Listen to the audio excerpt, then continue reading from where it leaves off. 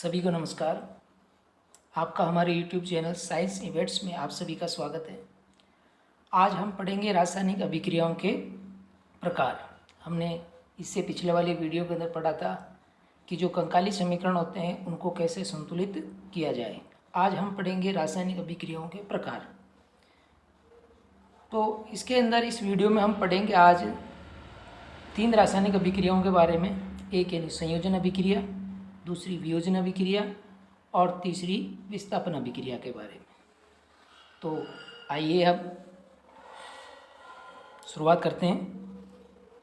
किसी रासायनिक अभिक्रिया में किसी एक तत्व का परमाणु दूसरे तत्व के परमाणु में नहीं बदलता है।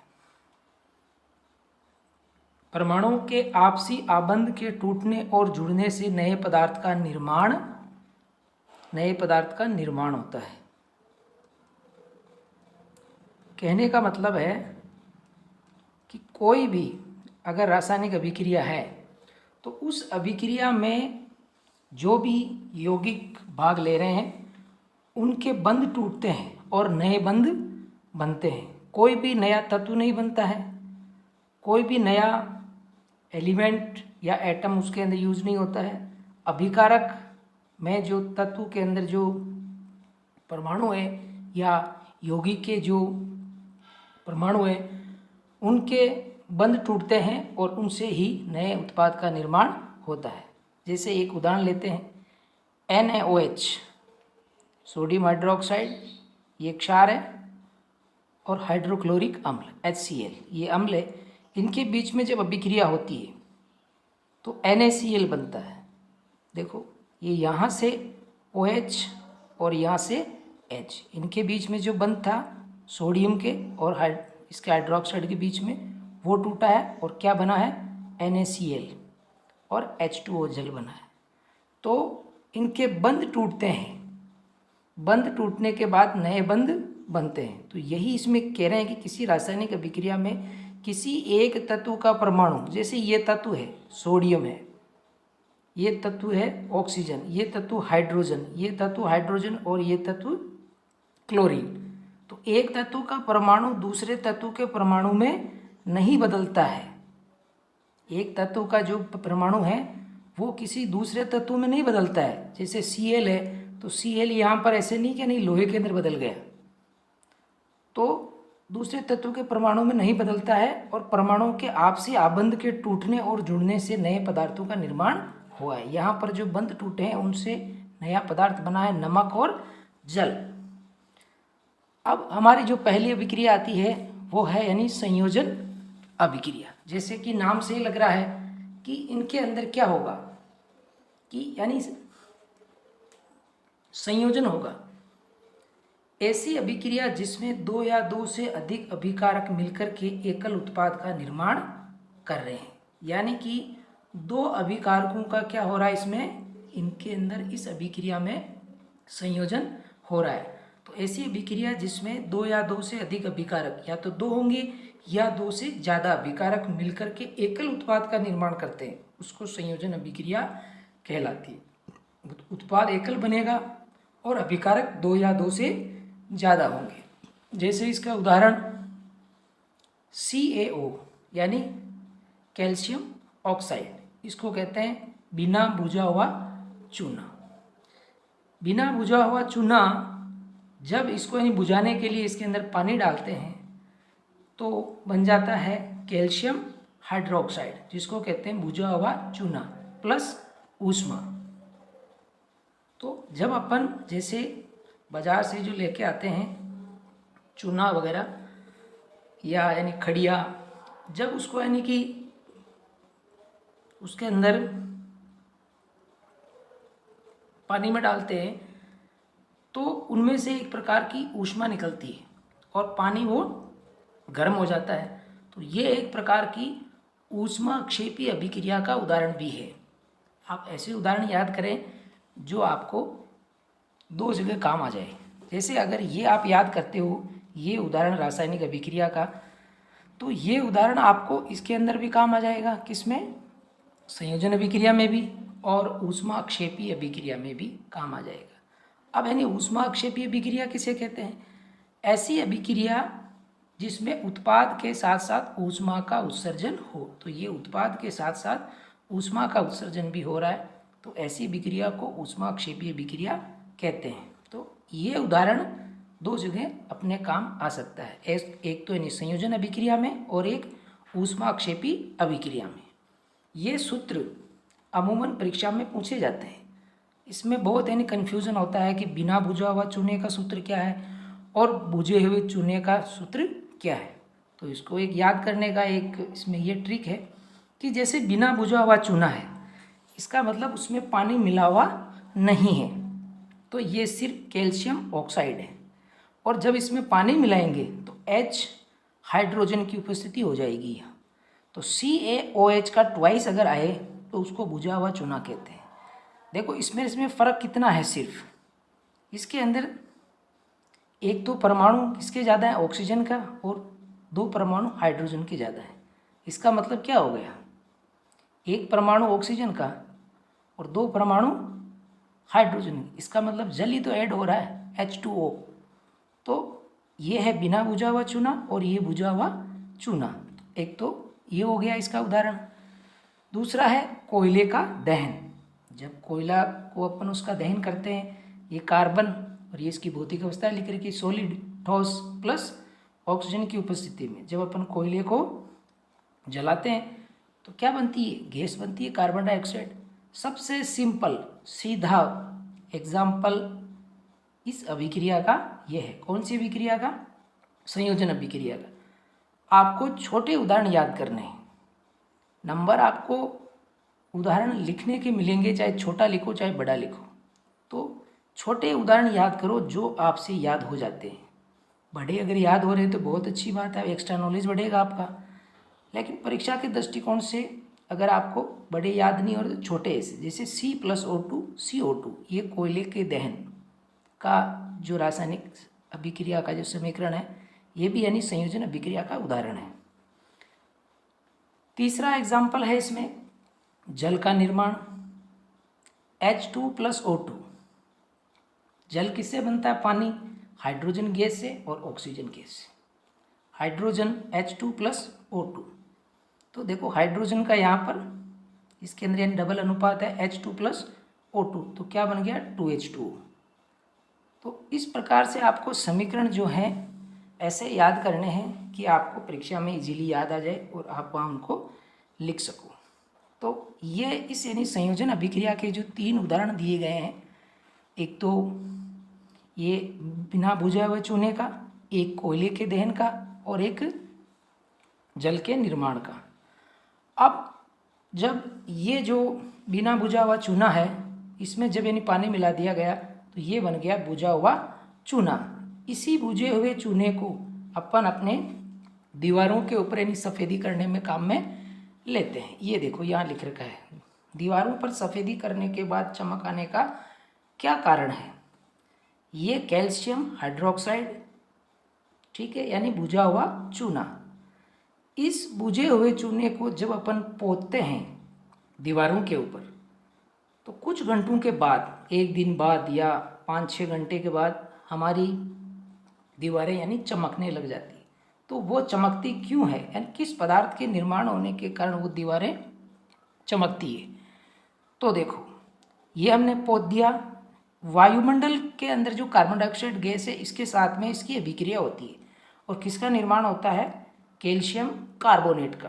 कैल्शियम कार्बोनेट ये है हमारी दीवारों पे चमक आने का कारण। कैल्शियम कार्बोनेट का निर्माण होने के कारण हमारी दीवारें, उसके अंदर एक प्रकार की चमक आ जाती। और ये H2O, ये जल जो है ये भाप बन करके उड़ जाता है। तो ये हमारे सामने तीन चीज़ें आई है। देखो ये तो है बुझा हुआ चूना, CaO ये बिना बुझा हुआ चूना, और CaCO3 ये कैल्शियम कार्बोनेट।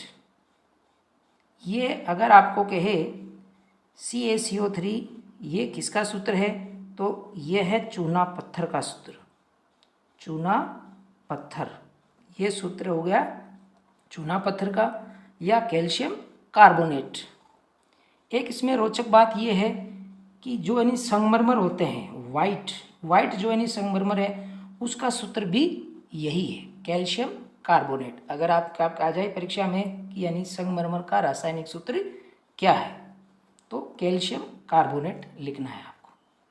तो इस प्रकार से इसके अंदर ये 3 उदाहरण दिए गए इसकी संयोजन अभिक्रिया के। अब आगे जैसे अपन मतलब ऊष्माक्षेपीय अभिक्रिया के बारे में बताएं आपको।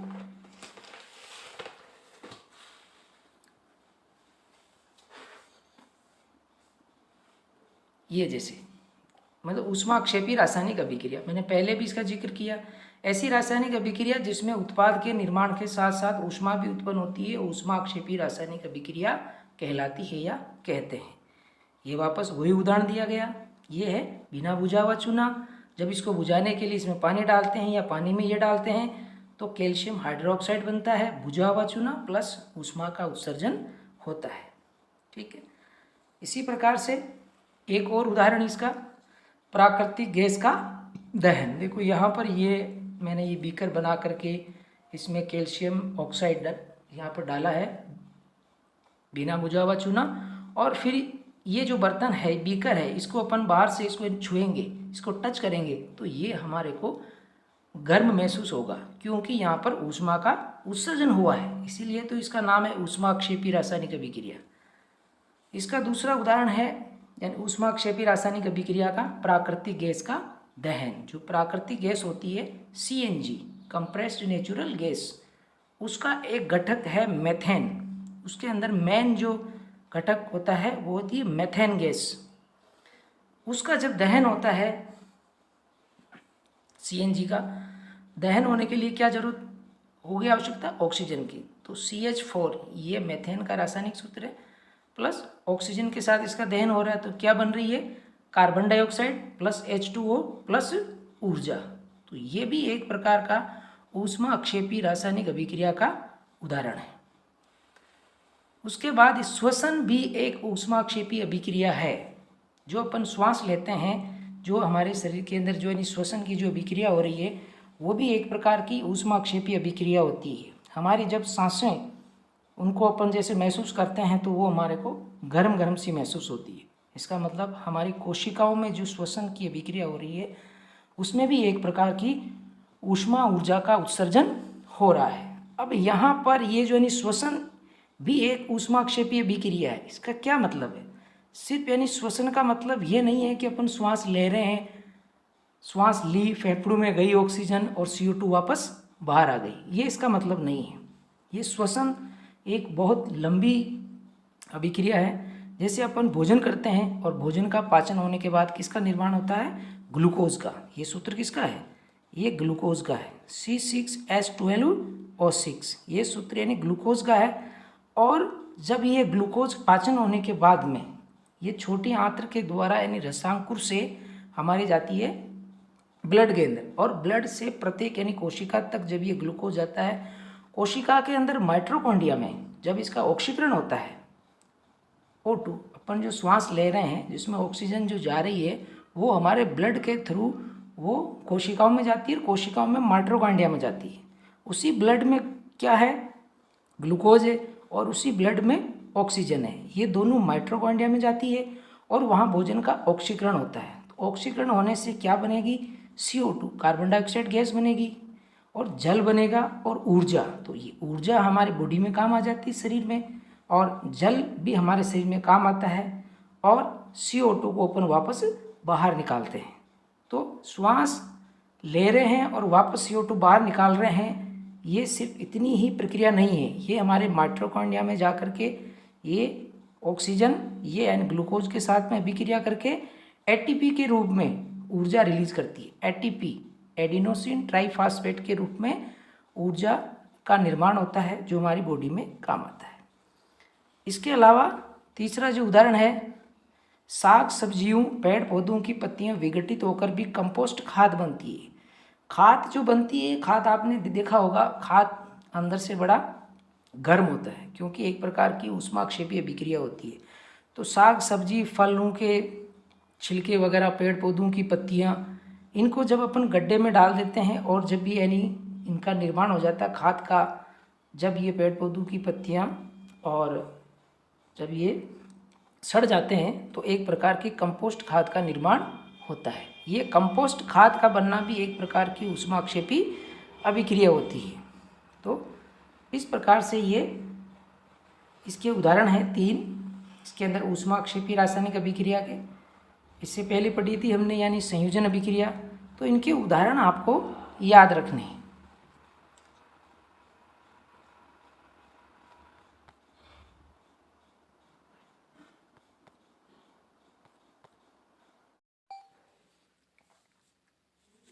दूसरी रासायनिक अभिक्रिया है वियोजन या अपघटन अभिक्रिया। वियोजन, अपघटन का मतलब है टूटना। जब एक अभिकारक 2 या 2 से ज़्यादा उत्पाद में टूट जाता है तो उस अभिक्रिया को वियोजन अभिक्रिया कहते हैं। तो ये संयोजन अभिक्रिया की विपरीत अभिक्रिया है। उसमें तो 2 या 2 से ज़्यादा अभिकारक मिलकर के एकल उत्पाद का निर्माण कर रहे हैं। यहाँ पर एक अभिकारक टूट करके 2 या 2 से ज़्यादा उत्पाद का निर्माण कर रहा है। तो ये संयोजन अभिक्रिया की विपरीत अभिक्रिया है। इस अभिक्रिया में एकल अभिकर्मक टूटकर छोटे छोटे उत्पाद प्रदान करता है। मतलब कोई भी अभिकारक अगर टूट रहा है तो उसको ऊर्जा की आवश्यकता होगी। बिना ऊर्जा के किसी भी अभिकारक का अपघटन नहीं हो सकता। अब वो ऊर्जा, जिस प्रकार की ऊर्जा उसे मिलेगी उसी प्रकार उस वियोजन अभिक्रिया का नाम होगा।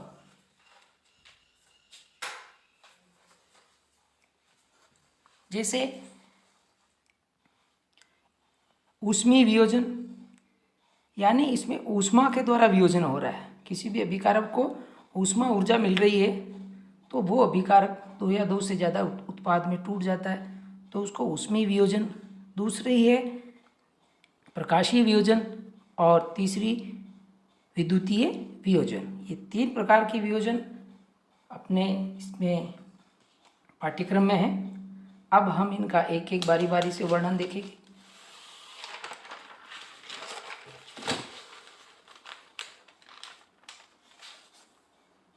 पहली है ऊष्मीय वियोजन।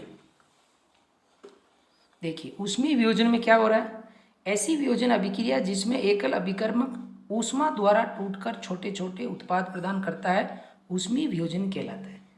नाम से प्रतीत हो रहा है कि इसमें ऊष्मा ऊर्जा के द्वारा अभिकारक का अपघटन होता है तो उसको अपन ऊष्मीय वियोजन कहते हैं। इसका उदाहरण जैसे FeSO4 फेरस सल्फेट, ये इसकी यहाँ पर भौतिक अवस्था दे रखी है, ये यानी सॉलिड स्टेट में है। इसको जब ऊष्मा ऊर्जा दी जाती है तो फेरिक ऑक्साइड Fe2O3, जब आप इस प्रकार की रासायनिक अभिक्रियाएं पढ़ें तो इनको लिख करके याद करें। ऐसे बोलने से याद नहीं होगा, ये इनको लिखें कॉपी में बार बार। और ये जो सूत्र आ रहे हैं इनको भी ध्यान से देखें कि ये Fe2O3 फेरिक ऑक्साइड का सूत्र है। तो Fe2O3 फेरिक ऑक्साइड बना, SO2 यानी सल्फर डाइऑक्साइड ये गैस बनी, और SO3 सल्फर ट्राइऑक्साइड ये गैस बनी। ये इंपॉर्टेंट है, ये परीक्षा में पूछा जा सकता है कि ऊष्मीय वियोजन में फेरस सल्फेट का जब ऊष्मीय वियोजन होता है तो कौन सी 2 गैसों का निर्माण होता है, तो सल्फर डाइऑक्साइड और सल्फर ट्राइऑक्साइड। देखो यहाँ पर इसके अंदर ये बताया गया है, ये एक यानी प्रकनली है और ये इसके अंदर फेरस सल्फेट FeSO4.7H2O, ये इसका ओरिजिनल सूत्र ये है FeSO4.7H2O। ये इसको ठोस रूप में यहाँ डाल देते हैं इसके दाने करके। जब इसको गर्म करते हैं तो ये जल, ये वाष्प बन करके उड़ जाता है। इसमें 7 अणु जल के होते हैं, ये उड़ जाता है। इसीलिए यहाँ पर ये अपन जल के अणु को नहीं लिखा है, तो ये वाष्पीकृत हो जाते हैं और इसका रंग चेंज हो जाता है तो ये फेरिक ऑक्साइड बन जाता है यहीं पे। और ऊपर जो 2 गैसें निकलती है सल्फर डाइऑक्साइड और सल्फर ट्राइऑक्साइड, तो ये 2 गैसें निकली इसमें। एक तो ये हो गया ऊष्मीय वियोजन। दूसरा ऊष्मीय वियोजन का उदाहरण CaCO3 कैल्शियम कार्बोनेट, चूना पत्थर कहेंगे, या संगमरमर का भी यही सूत्र है, पीछे बताया था आपको संगमरमर।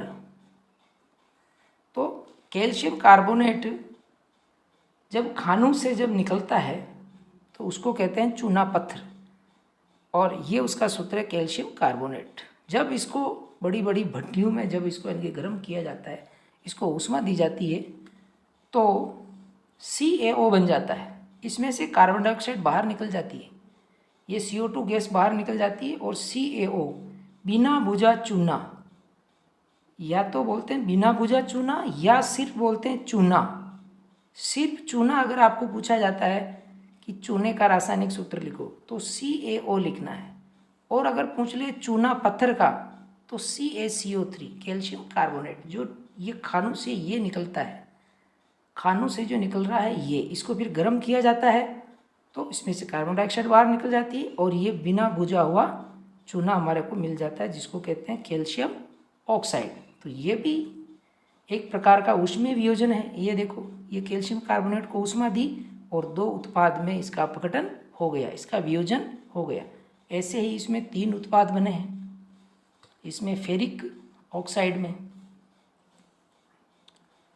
अब ये जो चूना है, बुझा हुआ चूना या चूना, कैल्शियम ऑक्साइड का उपयोग क्या है? सीमेंट निर्माण में।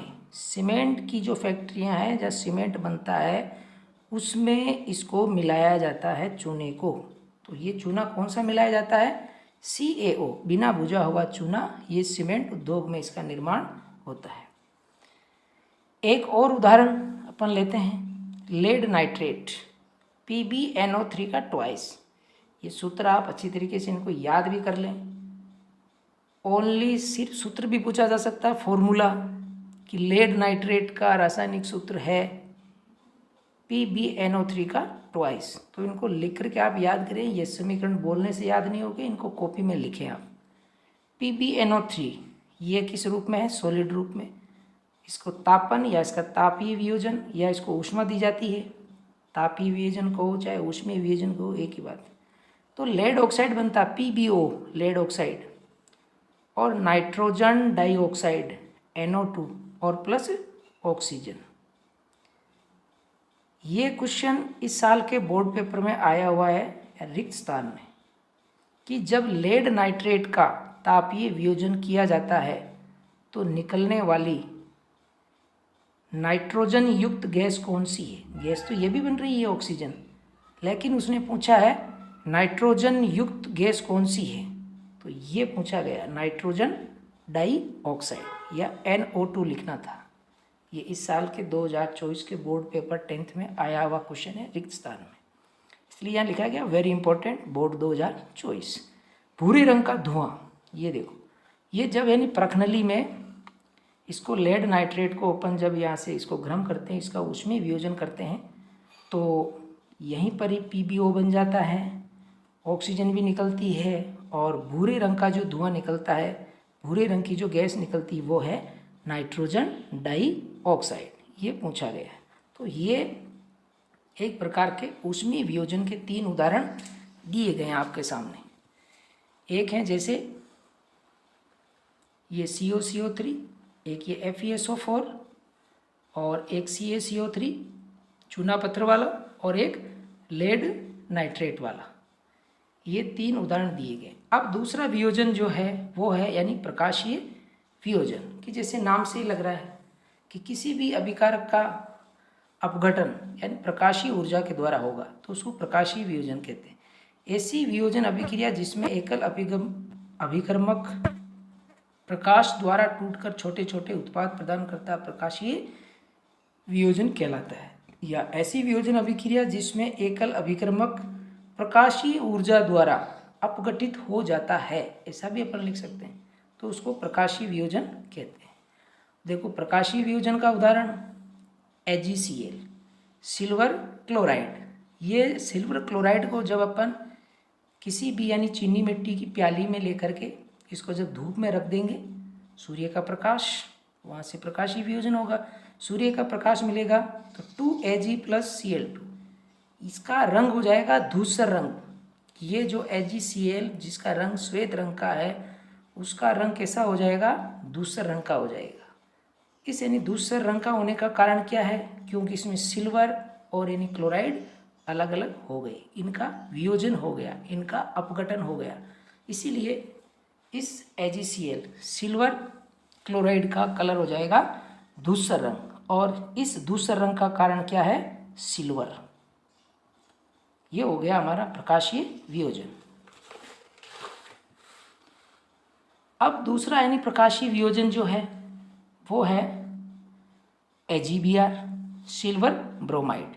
इसको भी जब अपन सनलाइट सूर्य के प्रकाश की उपस्थिति में रखते हैं तो 2Ag + Br सिल्वर और ब्रोमीन में अपघटित हो जाता है। दोनों जो इक्वेशन है, समीकरण है, बिल्कुल सरल हैं, इजी हैं, छोटे हैं, याद करने में आसानी रहेगी इनको। तो ये आपका यानी प्रकाशीय वियोजन के उदाहरण है।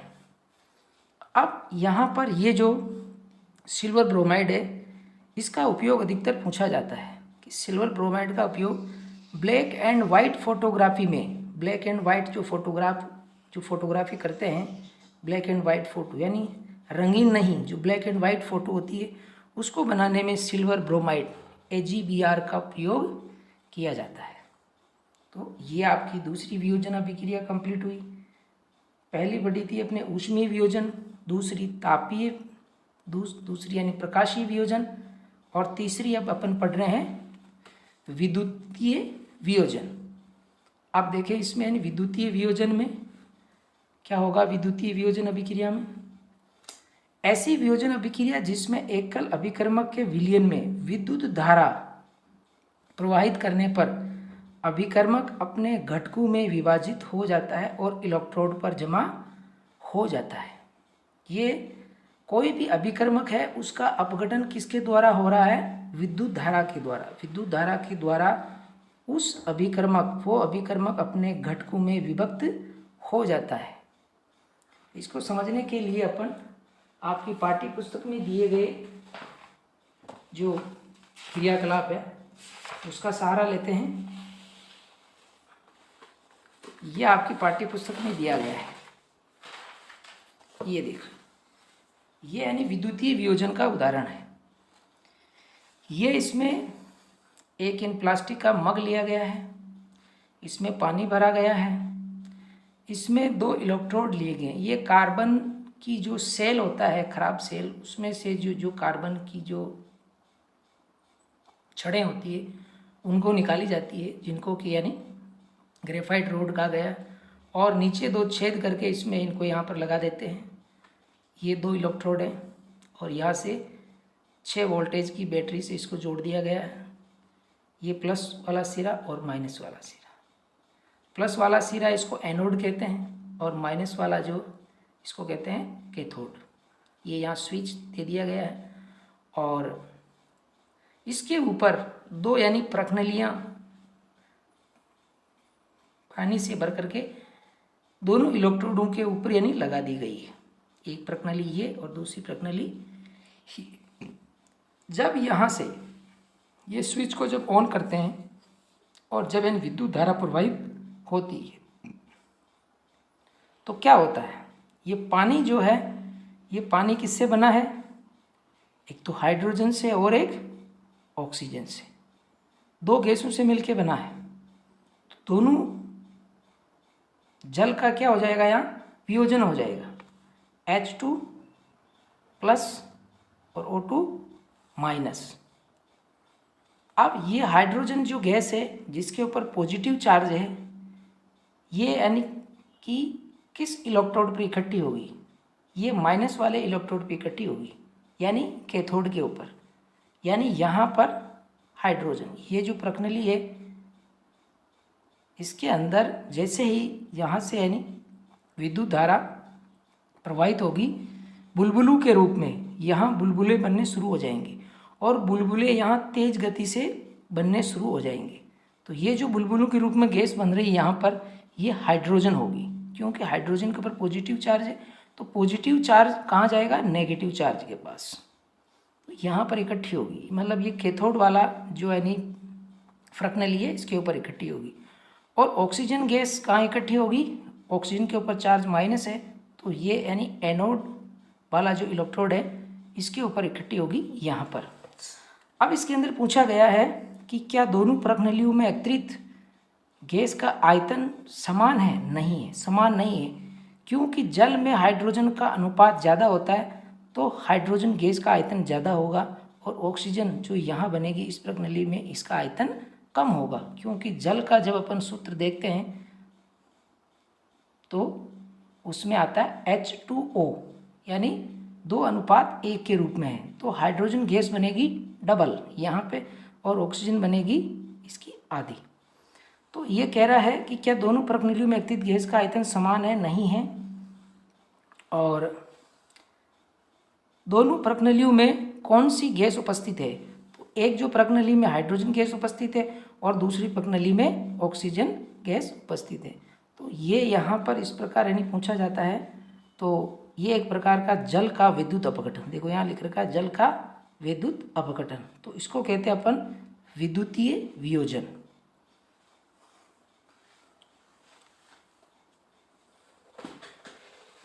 अब देखो इसी से मिलता जुलता प्रश्न आपके इसके अंदर बुक में पूछा गया है। यहाँ पर ये देखो, ये कह रहा है क्रियाकलाप 1.7 में एक प्रकनली में एकत्रित गैस की मात्रा दूसरी से दुगनी क्यों है, उस गैस का नाम बताइए। तो दुगनी इसलिए है क्योंकि जल में उस गैस का अनुपात भी दुगना है, इसीलिए उस गैस की मात्रा भी दुगनी होगी, और उस गैस का नाम क्या होगा? हाइड्रोजन। वो गैस हाइड्रोजन गैस जो वो गैस ज़्यादा बनेगी। तो इस प्रकार ये जो वियोजन है, इस वियोजन को हम कहेंगे विद्युतीय वियोजन। अब अभिक्रिया जो है उसके बाद यानी तीसरी अभिक्रिया है विस्थापन अभिक्रिया। बहुत इंपॉर्टेंट अभिक्रिया, वेरी इंपॉर्टेंट। विस्थापन अभिक्रिया के बारे में आपने कक्षा 8 के अंदर भी पढ़ा था। ऐसी रासायनिक अभिक्रिया जिसमें एक अधिक अभिक्रियाशील तत्व कम अभिक्रियाशील तत्व को उसके यौगिक में से विस्थापित कर देता है, ऐसी अभिक्रिया को विस्थापन अभिक्रिया कहते हैं। जैसे कोई अधिक अभिक्रियाशील या ज़्यादा एक्टिव तत्व है तो वे दूसरे कम अभिक्रियाशील या कम एक्टिव तत्व को उसके यौगिक में से हटा देता है, यानी वो वहाँ से उसको विस्थापित कर देता है, वो वहाँ से उसको भगा देता है। जैसे कापर सल्फेट CuSO4, इसको नीला तोता भी कहते हैं। कापर सल्फेट में जब लोहे की कील डाली जाती है या लोहे का कुछ भी टुकड़ा डाला जाता है तो बन जाता है फेरस सल्फेट। फेरस सल्फेट, यहाँ पर इसका रंग नीला है और यहाँ पर इसका रंग हो जाएगा हरा, और ये कापर जो है ये इस प्रकार से भूरे रंग का हो जाता है। तो ये यानी कि कापर सल्फेट में जब लोहे की कील डाली जाती है तो बनता है FeSO4 फेरस सल्फेट और ये कापर। यहाँ देखो इस लोहे ने इस कापर का क्या कर दिया? विस्थापन कर दिया। ये कापर सल्फेट इसके साथ था, तो यही तो कह रहा है कि अधिक अभिक्रियाशील तत्व कम अभिक्रियाशील तत्व को उसके यौगिक में से, ये इसका यौगिक था कापर का, इसके यौगिक में से इस कापर को किसने विस्थापित कर दिया? इस लोहे ने, क्योंकि लोहा ज़्यादा अभिक्रियाशील तत्व है। आगे सारणी भी आपको बताएंगे कि जो तत्वों की अभिक्रियाशीलता का एक प्रकार की सारणी बनी हुई है, क्रम है उनका। तो विस्थापन अभिक्रिया का एक उदाहरण तो ये हो गया कापर सल्फेट प्लस Fe लोहा बनता है FeSO4 प्लस कापर। इसको यहाँ पर इसके अंदर अपन यानी एक एक्सपेरिमेंट के द्वारा बता सकते हैं। ये कांच का बीकर लिया, इसमें हमने कापर सल्फेट का विलयन बना लिया, इसको नीला थोता भी कहते हैं, नीला थोता, इसको नीला थोता भी कहते हैं। और इसके जो यानी कि क्रिस्टल होते हैं वो भी यानी नीले कलर के होते हैं। तो जब इसको पानी के अंदर घोला जाता है तो पानी का विलयन भी नीले कलर का हो जाता है। ठीक है, ये हो गया कापर सल्फेट जो यहाँ पर दे रखा है। ठीक है, ये यहाँ दे रखा है, ये यहाँ कॉपर सल्फेट अब इसमें लोहे की कील डाल दी। यहाँ लोहे का मतलब है लोहे की कील डाल सकते हैं या आप लोहे की ब्लेड डाल सकते हो, लोहे की कुछ भी डाल सकते हो। तो कुछ घंटों के बाद, 4-5 घंटों के बाद इसका कलर धीरे धीरे बदलने लग जाएगा। नीले से कलर हो गया हरा। हरा कलर होने का कारण क्या है? हरा कलर होने का कारण है FeSO4 का बनना, फेरस सल्फेट का बनना। इसकी वजह से विलयन का रंग हो गया हरा। और ये कॉपर जो है, ये Cu, ये इस लोहे की कील के ऊपर चारों ओर भूरी भूरी रंग की परत के रूप में जमा हो जाता है। तो ये अभिक्रिया एक प्रकार की विस्थापन अभिक्रिया हो गई। इस कॉपर सल्फेट के विलयन में से लोहे ने कॉपर को विस्थापित कर दिया। कॉपर बेचारा कहाँ जाके बैठ गया? लोहे की कील के ऊपर। और इस विलयन में कौन आ गया? Fe आ गया, लोहा आ गया। लोहे की वजह से इसका कलर क्या हो गया? हरा हो गया। तो फेरस सल्फेट बनने के कारण इसका रंग हरा हो जाता है। एक उदाहरण और है, देखो जिंक, ये कॉपर सल्फेट, क्योंकि कॉपर जो है वो यहाँ पर जो उदाहरण दिए जा रहे हैं उसमें सबसे कम अभिक्रियाशील है। ये सारणी जो यहाँ अभी बताएंगे आप, इसमें उसमें आएंगे अभी। अगर जिंक, यही अगर इनकी कॉपर सल्फेट के विलयन में क्या मिलाया जाए? जिंक का टुकड़ा डाल दिया जाए तो भी क्या बन जाएगा? या FeSO4 बना था, या क्या बन गया? ZnSO4 बन गया। Fe की जगह क्या आ गया? जिंक आ गया। जिंक ने भी बेचारे कॉपर को विस्थापित कर दिया, भगा दिया इसको, FeSO4 इसका विस्थापन कर दिया और कॉपर यहाँ अलग निकल गया। तो इस प्रकार से ये इसमें विस्थापन हुआ। तीसरा विस्थापन अभिक्रिया का उदाहरण लेड, सीसा, Pb, ये इसको कहते हैं लैटिन में प्लम्बस, इसलिए Pb लेड यानी सीसा। और ये यहाँ CuCl2 यानी कॉपर क्लोराइड, इसको डाला जाता है। तो यहाँ भी PbCl2, ये लेड ने भी कॉपर को विस्थापित कर दिया, क्योंकि लेड भी कॉपर से ज़्यादा अभिक्रियाशील है। और ये यहाँ पर कॉपर का विस्थापन हो गया। अब इनका विस्थापन कैसे हो रहा है? ये एक प्रकार की यानी सक्रियता श्रेणी है, ये याद करना जरूरी है, बहुत इंपॉर्टेंट है ये जब तक आपको याद नहीं होगी तब तक आपको पता नहीं है कि कौन किसको विस्थापित कर सकता है। जैसे ये पोटेशियम सबसे ज़्यादा अभिक्रियाशील है, सोडियम, फिर कैल्शियम उससे कम, मैग्नीशियम, एल्यूमिनियम, ये देखो जिंक, जिंक लोहे से ज़्यादा अभिक्रियाशील है। मतलब ये ऊपर जो क्रम है ये क्रम अभिक्रियाशीलता का है, और नीचे जैसे जैसे जाते हैं अभिक्रियाएं कम हो जाती है। या तो अधिक अभिक्रियाशील और इधर नीचे जाते हैं तो कम अभिक्रियाशील। तो सबसे ज़्यादा अभिक्रियाशील कौन है? पोटेशियम, फिर सोडियम। सोडियम को तो पता है ना, अपने 8 क्लास के अंदर अपने किया था कि सोडियम जो है हथेली में ले लेते हैं तो भी उसमें आग लग जाती है, बहुत ज़्यादा एक्टिव है। इसीलिए सोडियम को कहाँ रखा जाता है? सोडियम को जैसे ही ऑक्सीजन टच होती है आग पकड़ लेता है, तो उसको केरोसिन में रखा जाता है।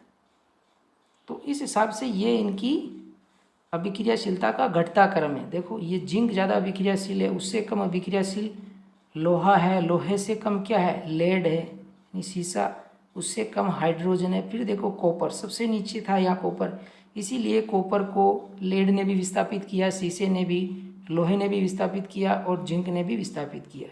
ये जिंक जो हमने उदाहरण दिए उनमें से जिंक सबसे ज़्यादा अभिक्रियाशील है। फिर मरकरी, पारा जो Hg, फिर ये चांदी, सिल्वर का प्रतीक Ag, और फिर Au।